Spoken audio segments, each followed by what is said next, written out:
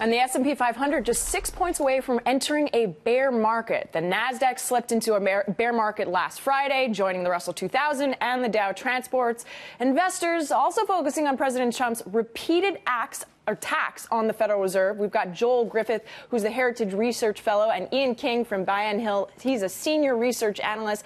Thank you both for joining us this morning. I'd like to just jump right into it, Joel, starting with you. So what do you make of the president as well as investors emphasizing these Fed hikes? Do you feel like it's possibly misplaced? I think some of the emphasis on the rate hikes is misplaced. The fact of the matter is, going back 10 years, the Federal Reserve intentionally reinflated two asset bubbles, the housing bubble and the stock bubble. And they did this intentionally, and they succeeded in that. So this, President Trump did not create this bubble. This was created before his presidency and continued throughout, and now we're going to deal with some of that. But I think we need to look at fundamentally, the economy does appear to remain strong, and it's certainly growing at a more robust rate now than it was in the final year of President Obama's last term. Oh, I'm actually going to stick with that theme since you brought up bubbles. Ian, the economy is growing, which was just mentioned, but what about debt? Do you think that the debt market is something that we really need to be concerned about? Sure. I agree with Joel in the sense that the Fed has reinflated multiple asset bubbles. This is what the Fed does. Monetary policy is a blunt instrument. It's not very surgical.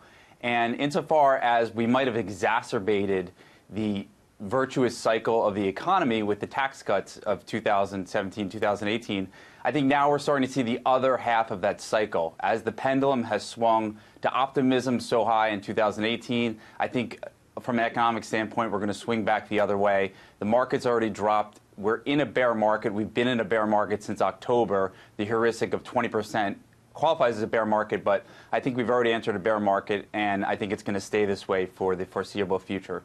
So, Ian, you just actually mentioned the negative externalities of these tax cuts. But, Joel, I was reading your note prior to just today's show, and you were talking about possibly suggesting more tax cuts going into 2019. But I'm a little bit confused about that, given the lack of investment that we saw from companies this year. Yes, you're absolutely correct. We need to focus on what actually produces long-term growth. Consumer spending is part of it, and we've seen that over the past year increase. What we need, though, is to stoke long-term business investment. These tax cuts were definitely a positive. Longer term, you can expect these tax cuts to add about 0.3% to the annual GDP growth rate, and that's wonderful. But to actually produce more growth, we need to focus on continuing to flatten those tax rates and to actually stoke capital investments. And that did actually slow last quarter. We need to ensure that we increase that for the long term. I want to get to Bitcoin because we've been talking about it. We promised our viewers we would mention this massive drop over the past year. But last week, there was a boost in value. Ian, do you think that maybe the tide has turned and things are going to be, green for Bitcoin going into 2019? Well, big drops in Bitcoin is just par for the course. We've seen 70% drops in the past decade of Bitcoin's existence. But I think the bigger picture here is we've created something that's a bearer instrument, something of digital value that you can hold that can't be replicated. And I think this has bigger implications for such things as digital gaming or digital privacy online. So I think it's a bigger story than just Bitcoin. Sure, we're going through a negative price cycle. We had the big optimism and the big price cycle early in 2018. We've seen the exact opposite of it in the last couple of months. But I think the biggest thing with this technology is you can now have a bearer instrument that's like gold, that's like money, but the market cap is 1% of gold. So millennials who are entering the workforce and they want to buy something that's not fiat currency, they don't want to buy stocks, they can buy Bitcoin. The market cap is still only 1% of the total market cap of gold. You just said that millennials can buy Bitcoin, but why has there been, and this is for you, Ian, why has there been no major adoption from stores and restaurants in terms of using the Bitcoin as opposed to just trading it? Well, no one wants to use a speculative instrument that's so volatile as a monetary unit. And I think one of the other issues is the network is very slow. So if you are going to buy coffee at Starbucks for Bitcoin, you have to wait for 6 confirmations, which can take up to an hour.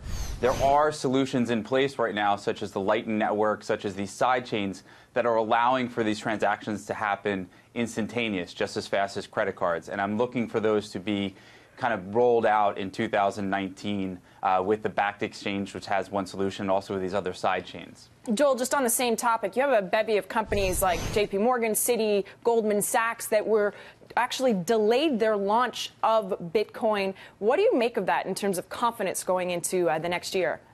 Well, there's no doubt that there's a demand for the cryptocurrency blockchain technology. There's a demand for privacy. And of course, there is a fear longer term that our currency can be devalued at will by the Federal Reserve. However, these particular instruments, such as Bitcoin, they're unproven as far as retaining their value. If you look at over the past year, the value has gone down in excess of 90%. That's not exactly instilling consumer confidence. So it's something to be explored. There's certainly concerns, and I'd say we can focus on lowering transaction costs. There are private enterprises that are working on technology that will reduce the costs involved with actually transferring fiat currency.